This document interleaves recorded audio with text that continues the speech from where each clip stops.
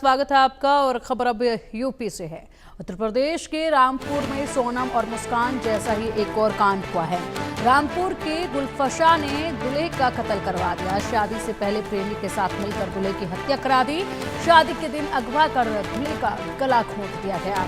बड़े अफसोस की बात, अभी पुराना मामला थमा भी नहीं था। सोनम की बेवफाई से देश उभरा भी नहीं था और उसके बाद अब एक बार फिर यहाँ पर ऐसा ही मामला सामने आया, जब एक लड़की ने यहाँ पर शादी के दिन ही दूल्हे को अगवा करवाया अपने प्रेमी के साथ मिलकर और उसके बाद उसका गला घोंट दिया और मौत के घाट उतार दिया। फिलहाल यहाँ पर तहकीकात इस मामले में की जा रही है और ये सीसीटीवी फुटेज आप देखिए किस कदर यहाँ पर बाइक पर ले जाया जा रहा है। और ये जो सीसीटीवी फुटेज सामने आए हैं, ये देखिए सीसीटीवी फुटेज सामने आए हैं और अब इन्हीं के आधार पर आगे पूरे मामले की गुत्थी को सुलझाया जा रहा है। बहुत सी महत्वपूर्ण जानकारियां आना इस मामले में अभी बाकी हैं, लेकिन ये बेहद ही ज़्यादा अफसोस की बात है। लगातार जो ये मामले सामने आ रहे हैं, ऐसे में शादी जैसे पवित्र बंधन से सभी का विश्वास अब टूटता जा रहा है, क्योंकि एक के बाद एक ये मामले अब बढ़ते ही जा रहे हैं और लगातार इस तरीके से जब हत्याएं हो रही हैं तो लोगों को यहाँ पर डर भी सता रहा है।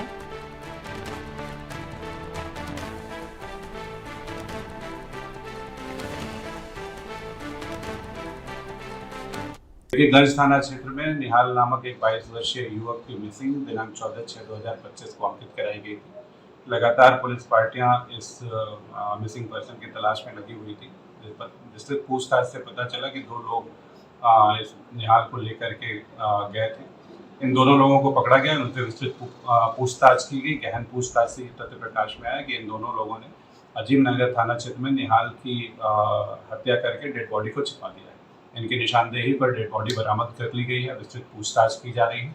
अब तक ये तथ्य संज्ञान में आया है कि इन मर्डर में से एक व्यक्ति का संबंध मृतक की मंगेतर के साथ था और उन्हीं लोगों ने इसी कारण से इसकी हत्या की घटना घटित की है। विस्तृत पूछताछ जारी है। पूछताछ में जो तथ्य और प्रकाश में आएंगे उनके आधार पर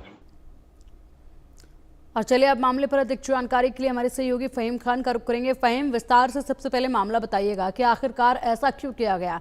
जब लड़की पहले से ही किसी और के साथ रिश्ते में थी तो उसके बाद क्या जबरदस्ती लड़की की शादी कराई जा रही थी? जी बिल्कुल, देखिए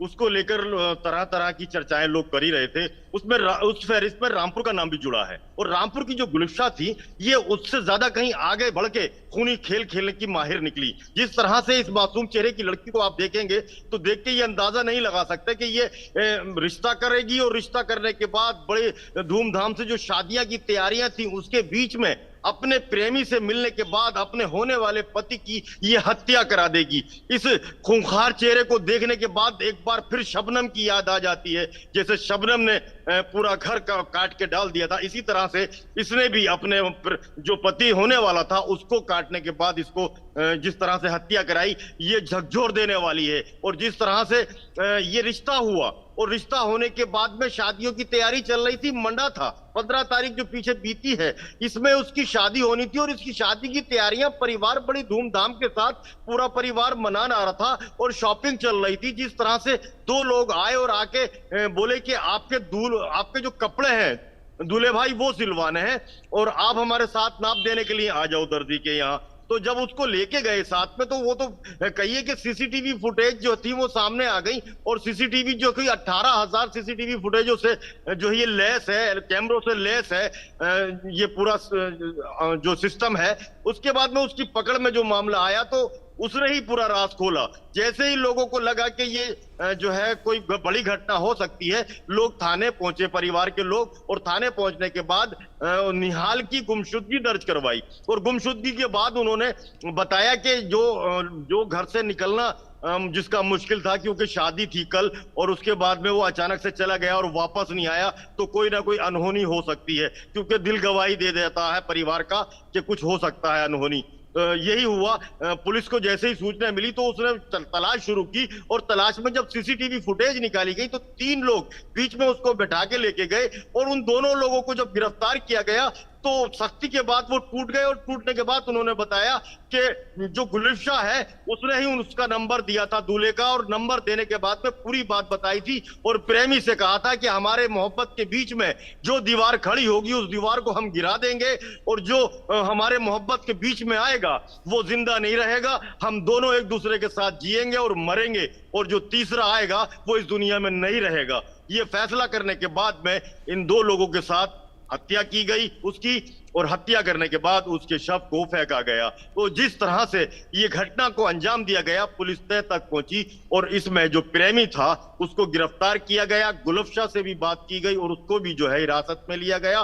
तो पूरी कड़ी सामने आ गई। वो चाहती थी कि इससे उसकी शादी ना हो और वो अपने प्रेमी के साथ मोहब्बत की वो दास्तान लिखे जिसको वो चाहती थी, जो उसका दिल चाहता था, और उसने एक भोले भाले इंसान की जान अपनी मोहब्बत की बेली पर चढ़ा दी, और उसने इतनी भी परवाह नहीं की कि वो किसी के कलेजे का टुकड़ा था, वो किसी भाई का नाज था और वो किसी बहन का सहारा था। छोटे छोटे बच्चे भी छोड़ के गया वो अपने छोटे भाइयों के रूप में, बिल्कुल। बहन के रूप फहीम में। खान, फिलहाल कार्रवाई क्या है इस पे पुलिस द्वारा की जा रही है, क्योंकि दोनों को पकड़ लिया गया है, इसके बाद यहाँ पर इनका साथी भी था, उसको लेकर क्या अपडेट है और पूछताछ में इन लोगों ने क्या क्या अभी तक उगला है? पिंकी देखिए, मैं आपको बता दूं कि अगर कार्रवाई की बात करें तो पुलिस ने तुरंत उनकी गिरफ्तारी के बाद में जो आला कत्ल था उसकी निशानदेही कराई, और निशानदेही के लिए अभी जैसे मैं अभी लाइव दे रहा हूं, अब से 15 मिनट पहले मेरे पास सूचना आई कि उस शख्स को, जो प्रेमी था, उसको आला कत्ल हासिल करने के लिए, वो सामान हासिल करने के लिए पुलिस लेके जा रही थी। उसने वो सामान निकाला और निकालने के बाद एक जो दरोगा थे उनकी पिस्टल छीनी, और छीनने के बाद पुलिस के ऊपर फायर किया।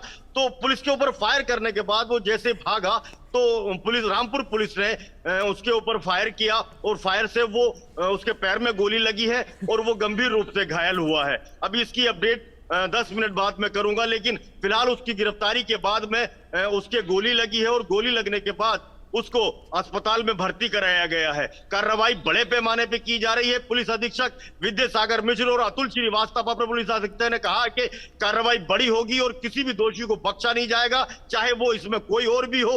120 बी के साथ में और लोगों के नाम भी जोड़े जाएंगे, और जो लोग इसके अंदर आरोपी हैं उनको कड़ी से कड़ी सजा दिलाने के लिए रामपुर पुलिस प्रतिबद्ध है। जी बिल्कुल, और बड़ी तेजी के साथ इसमें कार्रवाई की गई है। ये बेहद ही काबिले तारीफ है कि पुलिस ने जिस तरीके से कार्रवाई की वो बेहद तेजी के साथ करी है। आरोपियों को तुरंत पकड़ा गया है, लेकिन बड़े अफसोस की बात है, तस्वीर इस वक्त हम लोग दिखा रहे हैं, तस्वीर में देखिए, यहाँ पर तीनों की तस्वीर इस वक्त हम दिखा रहे हैं। लड़की जो है वो बहुत ही मासूम लग रही है, जिस तरीके से सर पर से पल्लू लिया हुआ है।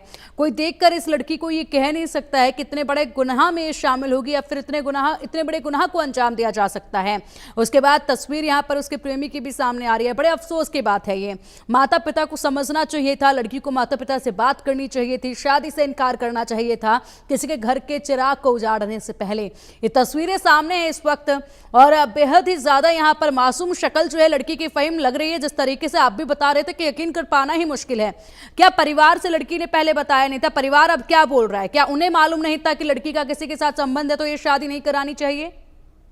नहीं पिंकी देखिए, लड़की का परिवार सारा कुछ जानता था और ये जबरदस्ती उसकी शादी की जा रही थी, क्योंकि जिस तरह से आप देख सकते हैं चेहरे पे किस तरह की मासूमियत है गुलिफ्शा के, और ये जो इसका मंगेतर था निहाल, वो कितना मासूम सा है। उसके घर के चिराग को इस जालिम लड़की ने बुझा दिया। हालांकि ये अपने अंजाम तक जाएगी, और इसको पुलिस अधीक्षक ने कहा है कि ऐसी कड़ी सजा मिलेगी कि रामपुर जिले के लोग उसको याद करेंगे। लेकिन जिस तरह से इस लड़की के मर्जी के खिलाफ ये शादी हो रही थी, ये भी परिवार के लिए गुनाह है। ठीक है, बिल्कुल फहीम, अगर देखा जाए तो कहीं ना कहीं केवल इन मामलात में सिर्फ लड़की गुनहगार नहीं बल्कि उनके परिवारजन भी गुनहगार होते हैं, क्योंकि उन्हें सब कुछ मालूम होता है, उसके बाद जोर जबरदस्ती कहीं और शादी कराई जाती है।